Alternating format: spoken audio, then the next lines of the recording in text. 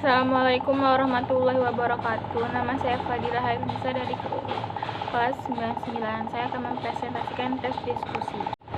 Tes diskusi saya berjudul Berita Hoaks pada Media Massa. Pada media massa, kita dapat melihat dan membaca berita terkini sampai pada masa lampau, baik berita itu benar atau hoaks. Mulai dari kriminal, politik, menyebar luas secara cepat di media massa. Bahkan, berita yang belum tentu benar dan belum diketahui kebenarannya pun bisa tersebar dengan cepat di media massa. Berita yang belum tentu benar dan belum diketahui kebenarannya disebut berita hoaks.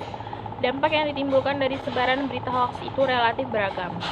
Mulai dari menimbulkan keresahan dan ketakutan di sebagian kelompok masyarakat hingga menjadi perhatian nasional melalui berita hoaks melalui pemberitaan media massa. Pelaku penyebar berita hoaks merupakan orang yang tidak bertanggung jawab yang dapat merusak kesatuan dan jati diri bangsa. Maka bersikaplah bijaksana dalam menyikapi berita.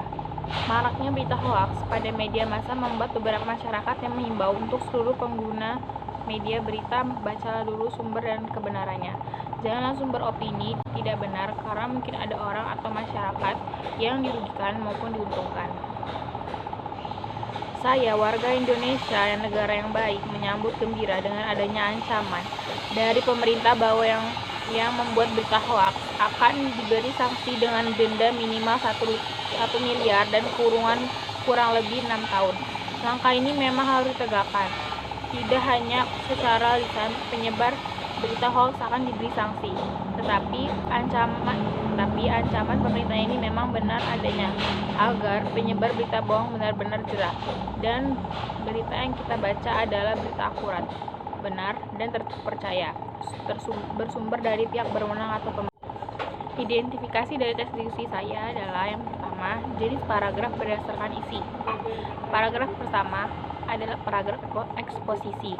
Alasannya, karena pada paragraf ini berisi tentang uraian sebuah gagasan yang memiliki tujuan untuk menjelaskan sesuatu. Paragraf kedua, paragraf eksposisi. Alasannya, karena pada paragraf ini berisi tentang uraian sebuah gagasan yang memiliki tujuan yang menjelaskan sesuatu. Paragraf ketiga, paragraf persuasi. Alasannya, karena paragraf ini berisi bujukan untuk para pembaca agar menerima gagasan atau ide yang disampaikan penulis. Paragraf keempat adalah dengan bukti dan alasannya berdasarkan fakta dan alasan yang kuat. Yang kedua, ide pokok paragraf ke-1 yaitu penyebaran berita hoaks pada media massa.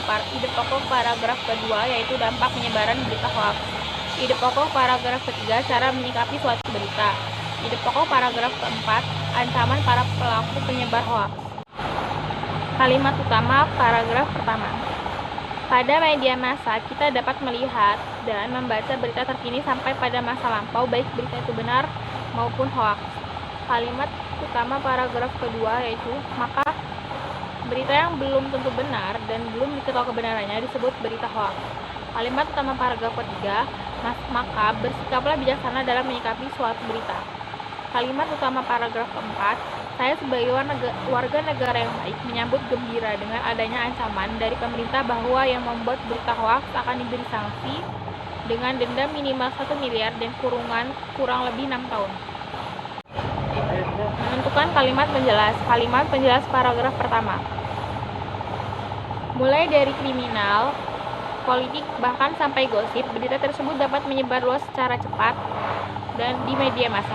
Bahkan, berita yang belum tentu benar dan belum diketahui kebenarannya bisa tersebar dengan cepat di media massa. Kalimat penjelas paragraf kedua. Dampak yang ditimbulkan dari sebaran berita hoaks itu relatif beragam. Mulai dari menimbulkan keresahan dan ketakutan di sebagian kelompok masyarakat, hingga menjadi perhatian nasional melalui pemberitaan media massa. Para pelaku penyebar berita hoaks merupakan orang yang tidak bertanggung jawab yang dapat merusak persatuan dan jati diri bangsa. Kalimat utama paragraf ketiga yaitu, bacalah dulu sumber dan kebenarannya, jangan langsung beropini yang tidak benar karena mungkin ada orang atau masyarakat yang diuntungkan maupun dirugikan. Kalimat penjelas paragraf keempat, langkah ini memang harus ditegakkan. Tidak hanya secara lisan, penyebaran berita hoaks akan diberi sanksi, tetapi ancaman pemerintah ini memang harus benar adanya agar penyebar berita bohong benar-benar jerak Dan berita yang kita baca adalah sumber berita akurat, benar, dan terpercaya dari pihak yang berwenang atau pemerintah. 4. Menentukan koheren dan kohensif. Paragraf ini merupakan paragraf yang koheren dan kohesif, karena paragraf yang koheren dan kohesif adalah paragraf yang seluruh ide penjelas di dalamnya dikendalikan oleh sebuah ide utama atau kohesif, dan seluruh gagasan di dalamnya saling berkaitan satu sama lain.